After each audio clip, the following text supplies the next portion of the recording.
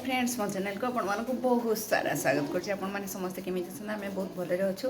आज हूँ रविवार स्कूल तो छुट्टी तो चलतु देखा जाऊ कौन हो कौन नहीं दिन जाक ये मुझे चकुली तो सांग मैंने काली आचार्य विकास दिवस था जेहेतु शिशु मंदिर छुट्टी दिखती मसर शेष तारीख तो मो पु झी दिज जन छुट्टी थी तो माँ आमर बाबू को देखापी बहुत इच्छा करुले तेणुक आम का खाई पी सारू आ पलि जाइलु तो मो झील से आसलानी रहीगला कहला काली तो काली की जीवी न आउ तो मुझे रही बोले सृष्टि नानी सांगे बोलिकी से रहीगला से तो एकला मो पु अच्छी तो आम दिज पलैलु पुआ को धरिकी तो ठीक है सांग मैंने देखुता तू कौन हो कौन नहीं तो सांग मैंने मुझे गोटे नुआ जिनस पाइली जोटा को आम मैंने कहूँ छचिंद्रा माने आम सेपटे और एपटे कहते पुडा पश्चिम ओडिशा आड़े तो मुझे या गोटे आनी किणिकी चलतु ताको भाजवा एटा हूँ सांग मैंने से दही मुझे दही बसई थी पूरा मोटा होकर बसी जाता मुझे फ्रिज रे रखी तो चलतु आज दही कढ़ी तैयारी करिए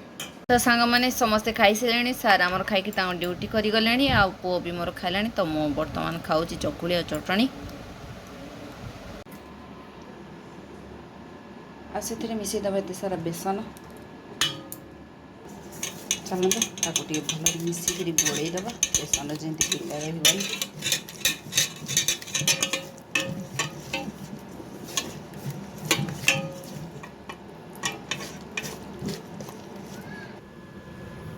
बर्तमान से आवश्यक हिसाब से पानी दे दीजिए से बहुत सारा हलदी गुंड आउ लुण भी खट्टा जेहेतु टिके लुण दरकार अधिका तो ताको पकईकि गोलैदबा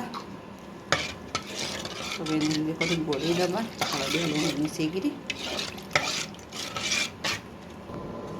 ताको वर्तमान हाई फ्लेम रे फुटिया छाड़ी देछि एपटे मु अरुआ चाउल बतुरई थी तो चलतु टी धोई देकरी सफा करदे ढल भी दबा कारण ये चाउल गोड़ी थाए तेणुक ढल देकर चलतु भल से धोईदबा तो मो चाउल को भल से धोई सारे ग्राइंडर जार नहीं जाइए टे जीरा आउ कि रसुण देकर चलतु ताको बाटीदबा पिठो गोटे एपटे भी फुटीगला देखु बेसी पतला करवानी कि दबानी एथे बेसी पतला कर खाया भल लगे टे मोटा मोटा थे भल लगे तेणुक करदे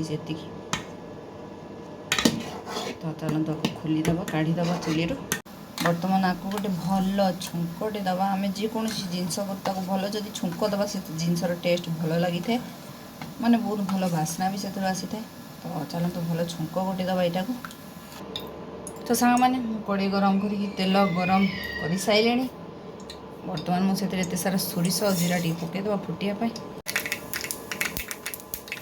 सुखिला लंका 4टा पकईदे सांग मैंने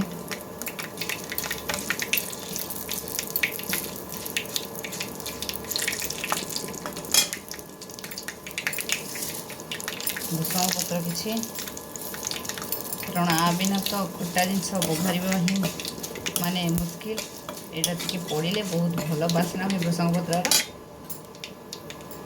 तापर मुझे गोटे पियाज काटिक रखी भी पकईदबा टे भाजवा पियाज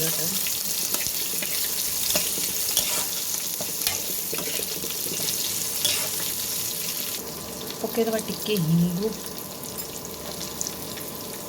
तापर टिके लंका गुंड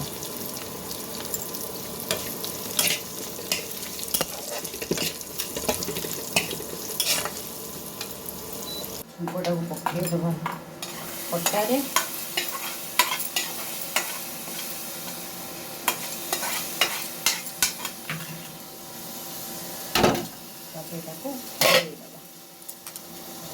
देखो सांग मैंने केमी देखा टिके घोड़ेला मुझे काढ़ीदेली तो बहुत ही डेलीशियस देखा टेस्टी भी लगे बहुत भल तो निश्चय भाव यहाँ को करेंगे दही कढ़ी खाली तो देखो मुझ तार चोपा को चाँची देती काटी गोल गोल करी तो पिठो देकर भाजवा चलते पिठो टे बाटीदबा देखो मु भजा गोल बसई सारे पिठो देकर ये बाकी अच्छे रंधाबड़ा सरला मुझे आसली आयरन टे करदे बोली तो मु आयरन एटा कर बसी तो सांग मैंने मुझे सारा आयरन कर सारे ଆହୁରି ବାକି ଅଛି କିଛିଟା ବାପାଙ୍କ ସାର୍ଟ ବି ଆଇରନ୍ କରିଦେଇଛି। ମାନେ କଥା କ'ଣ ହେଉଛି ନା ଆଜି ଦେଖେଇ ଯିବାର ଅଛି ମାଆଙ୍କର ଟେଷ୍ଟ ରିପୋର୍ଟ କିଛିଟା, ଆଉ ମାଆଙ୍କ ଦେହ ବି ଦେଖେଇବାକୁ ଅଛି, ଡକ୍ଟରଙ୍କ ପାଖକୁ ଦେଖେଇ ଯିବାର ଅଛି।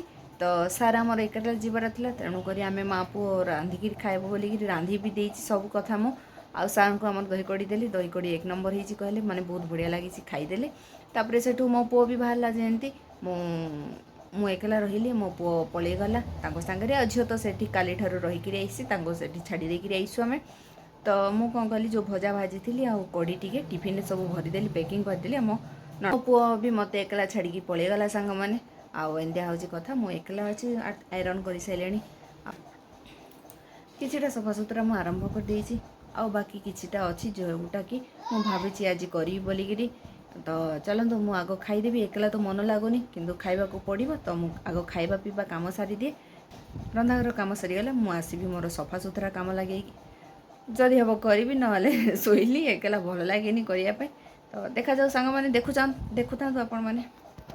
ଏଇଟା ମୁଁ ଖାଇ ପିଇ ସାରିକିରି ଆସିଲି, ବସିଲି, ମୋତେ ଥକା ଟିକେ ଲାଗିଥିଲାଣି। ମୁଁ ଅଧା କାମ ସାରିଥିଲି ସଫାସଫିର, ତେଣୁକରି ମୋତେ ଥକା ଲାଗୁଥିଲା, ତ ମୁଁ ଟିକେ ଶୋଇପଡ଼ିଲି, ରେଷ୍ଟ ନେଲି। ଆଉ ଘରେ ନଥିଲେ ଟିକେ କରିବା ପାଇଁ ବି କିଛି କାମ ଇଚ୍ଛା ଲାଗେନି, ଅଳସୁଆ ଭାରି ଲାଗେ।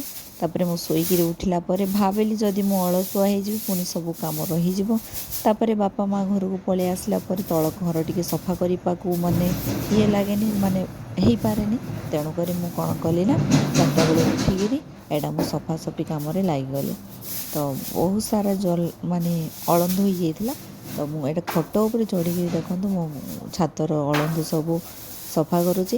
ତ ଆମ ଘରେ ତ ଆରମ୍ଭ ହେଇଗଲାଣି ନୂଆଖାଇ ଲାଗି ସଫା ରଫା। ମନ ଭଲ ନଥିଲେ ବି ଯାହା ବି ହେଲେ ଗୋଟେ ପର୍ବଟେ ଆସୁଛି ଆମର, ତ ଘର ଦ୍ୱାର ସଫାସଫି ଟିକେ କରିବା କଥା। ତେଣୁକରି ମୁଁ ସଫାସଫି କାର୍ଯ୍ୟ ଆରମ୍ଭ କରିସାରିଲିଣି। ତ ଆପଣମାନେ କେମିତି କ'ଣ କରୁଛନ୍ତି ମୋତେ ନିଶ୍ଚିତ ଭାବେ କମେଣ୍ଟ କରି କହିବେ। ସଫାସଫି କଲେଣି କି ନାହିଁ ଘର ଦ୍ୱାରର? ତ ଠିକ୍ ଅଛି ସାଙ୍ଗମାନେ, ଭିଡ଼ିଓ ଭଲ ଦେଖିବେ, ଭିଡ଼ିଓଟି ଭଲ ଲାଗିଲେ ଲାଇକ୍ଟେ ଦେବେ, ଚ୍ୟାନେଲରେ ନୂଆ ଥିଲେ ଚ୍ୟାନେଲକୁ ସବସ୍କ୍ରାଇବ୍ କରିଦେବେ। ତ ସାଙ୍ଗମାନେ, ଏ ଥାକ ବହୁତ ଅସନା ହେଇଥିଲା, ଆଉ ଘର ବି ଝଡ଼ା ସରିଲା, ସବୁ ସଫାସଫି କଲି। ଏଇଟା ମୁଁ ବର୍ତ୍ତମାନ ସାରୁଛି, ଟାଇମ୍ ଆସିକିରି 8:40 ହେଇଗଲାଣି। ମୁଁ ସନ୍ଧ୍ୟାବେଳେ ଲାଗିଛି, ସକାଳଟାରୁ ଲାଗିଛି। ତ ଏଇଟା ସବୁ ସଫା ରଫା କରିଦେଲି, ଥାକ ପୁରା ସଫା ହେଇଗଲା। ଦେଖନ୍ତୁ ସବୁ ଯତ୍ନ କରିକିରି ରଖିଦେଇଛି। ଖାଲି ଏଇ ଗୋଟେ ଥାକ କରିନି, ଯେଉଁଟାକି ମୁଁ କରିବି କାଲି, ଯେହେତୁ ନୂଆଖାଇ ବି ଆସୁଛି। ତ ନୂଆଖାଇ ସଫା ରଫା କରିବୁ ବୋଲି ଭାବିଥିଲି। ତାପରେ ମାଆଙ୍କର ଦେହ ଟିକେ ଅସୁବିଧା ଲାଗିଲା ବୋଲେ, ତାପରେ ସେଠୁ ମୁଁ ସବୁ ରଖିଦେଇଥିଲି। ତ ଏଇଟା ସବୁ ସଫା ହେଇଗଲା ସାଙ୍ଗମାନେ। ଏଇଟା ମୁଁ ଟିଭି ଟିକେ ଦେଖୁଥିଲି। ତ ମାଆଙ୍କୁ ଡକ୍ଟରଙ୍କ ପାଖକୁ ନେଇକିରି ଯାଇଥିଲେ ସାର୍, ଆମର ସମସ୍ତେ ଯାଇଥିଲେ। ତ ବର୍ତ୍ତମାନ ସିଏ ନଣନ୍ଦ ଘରୁ ବାହାରିଲେଣି, ଛୁଆ 2ଟାଙ୍କୁ ଧରିକି, ସ୍ୱାଗତ ସାଥୀକୁ ଧରିକିରି। ତ ଏଇଟା ହେଉଛି କଥା।